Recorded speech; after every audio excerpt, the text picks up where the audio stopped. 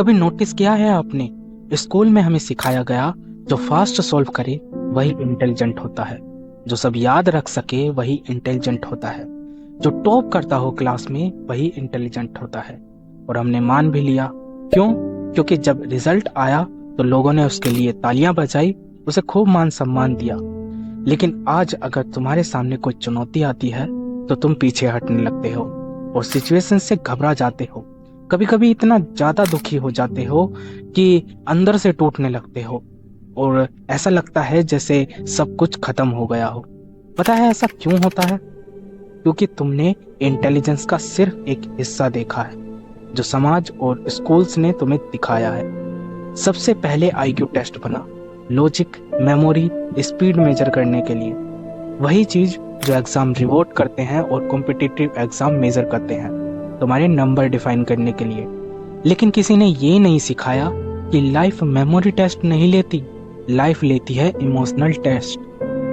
आप मीटिंग में कैसे रिएक्ट करते हो, फेलियर के बाद कैसे खड़े होते हो और लोगों के बीच अपनी वैल्यू कैसे क्रिएट करते हो, ये सब आईक्यू के ऊपर डिपेंड नहीं करता। ये सब डिपेंड करता है इंटेलिजेंस के उन हायर लेवल्स पर जो आपको सिखाए ही नहीं गए। रिसर्च कहती है इमोशनल इंटेलिजेंस यानी ईक्यू कैरियर ग्रोथ में ज़्यादा पावरफुल होती है। लेकिन बचपन से हमें नहीं सिखाया गया फियर को कैसे हैंडल करना है और कंपैरिजन से कैसे निकलना है। इसलिए होता क्या है, हम फास्ट सोचते हैं पर डिसीजन लेने में डर लगता है। हम लॉजिकली स्ट्रोंग होते हैं पर लोगों को समझने में वीक। आपने देखा होगा जब आप किसी अनजान इंसान से मिलते हो तो कुछ समय बात करने के बाद आपको वो अच्छा लगने लगता है, खासकर तब जब वह खूबसूरत और अट्रैक्टिव दिखाई देता हो। फिर होता क्या है, फिर वही फालतू निब्बा निब्बी वाली हरकतें होती हैं और एक समय आता है जब अंदाजा होता है कि जिसे तुम सोना समझ बैठे हो वो मिट्टी से भी बदतर है। लेकिन इस समय तक तुम अपना टाइम और गोल दोनों गवा चुके होते हो। यही काम आता है इमोशनल इंटेलिजेंस। अगर तुम इमोशनली स्ट्रोंग होते तो सही डिसीजन ले सकते थे। तुम्हें अच्छे से पता होता कि अभी जरूरी क्या है, और सिर्फ पता ही नहीं होता बल्कि उस पर कंट्रोल भी होता। उस पर तुम्हारा टाइम वेस्ट नहीं होता, अंदर गिल्ट और पछतावा भी नहीं होता। रियल इंटेलिजेंस का मतलब ही यही होता है कि तुम खुद को कितना बेहतर समझ पाते हो, लॉन्ग टर्म विजन कैसा है तुम्हारा और उस पर इम्प्लीमेंटेशन कैसा है तुम्हारा। तुम सही लोगों की पहचान कर पाते हो या नहीं, और सबसे बड़ी बात, प्रेशर को कैसे हैंडल करते हो। एग्जाम टॉपर बनना मुश्किल है, लेकिन इमोशनली मैच्योर बनना और भी ज़्यादा मुश्किल होता है। और ज़्यादा मुश्किल से मेरा मतलब है लगभग नामुमकिन। और इसलिए कुछ टॉपर्स पूरी ज़िंदगी स्ट्रगल करते दिखाई देते हैं और कुछ एवरेज लोग सिस्टम को लीड करने लगते हैं। अब सवाल आता है, आखिर इन हायर इंटेलिजेंस को कंट्रोल कैसे किया जाए। उसके लिए हमें समझना होगा कि कौन सी इंटेलिजेंस क्या मेंटेन करती है। सबसे पहली लेयर होती है आईक्यू की, जो अभी तक आप समझ चुके हो कि कहाँ तक सीमित होती है। इसके बाद आती है क्रिएटिव इंटेलिजेंस। ये इंटेलिजेंस तुम्हें सिखाती है क्वेश्चन करना, पुराने रूल से हटकर सोचना। और अगर आप इसकी पावर जानना चाहते हो तो सुनो ध्यान से।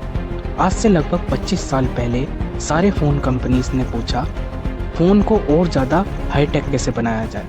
स्टीव जॉब्स ने कहा, गलत सवाल, फ़ोन्स को यूज़ कौन करने वाला है, लोग, राइट। तो सवाल होना चाहिए फ़ोन्स को और ज़्यादा इमोशनल कैसे बनाया जाए। और तब बना आईफोन, जिसको लेने के लिए आज लोग घंटों तक लाइन में खड़े होते हैं, अपनी किडनी बेचने के लिए तैयार होते हैं और लाखों खर्च करने के लिए तैयार होते हैं। क्यों भाई? अगर 100 करोड़ कमाने वाला आईफोन यूज़ करे तो समझ आता है, लेकिन अगर 25,000 की सैलरी पर काम करने वाला एक इंसान आईफोन यूज़ करे तो क्या फ़ोन जचता है उस पर? इसलिए ये सारा खेल है इंटेलिजेंस का।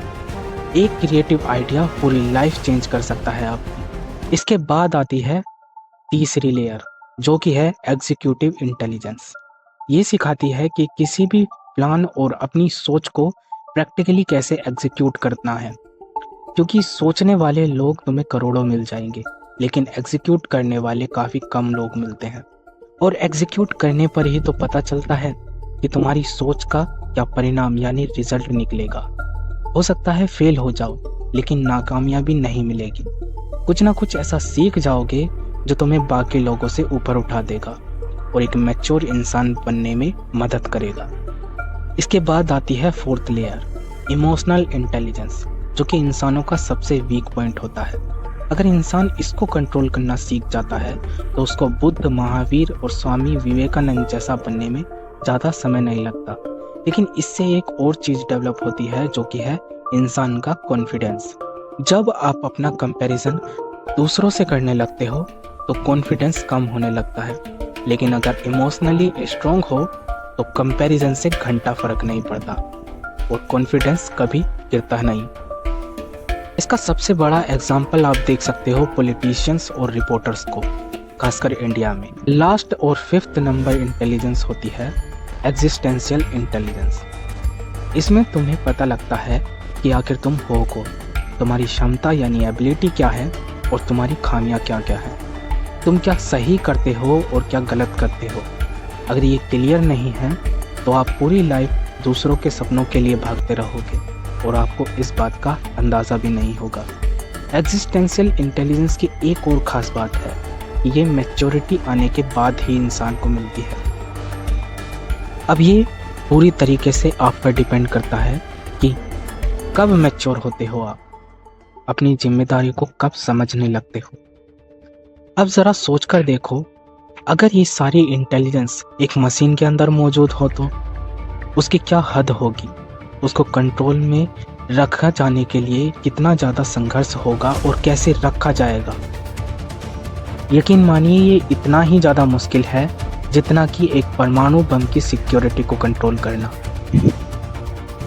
और सच बताऊं तो मैंने इंटेलिजेंस टॉपिक को इसलिए इतना डिटेल में समझाया है क्योंकि जब आने वाले वीडियोस में मैं AGI की इंटेलिजेंस की बात करूं तो वहां मुझे इतना एक्सप्लेन नहीं करना हो, आप तुरंत समझ जाओ कि मैं क्या कहना चाहता हूं। अब मैंने अगली वीडियो की हिंट भी आपको दे दी है, तो अगर आप इंटरेस्टेड हो AGI और ASI के बारे में जानने के लिए तो चैनल को सब्सक्राइब जरूर करना। Thanks for watching this video.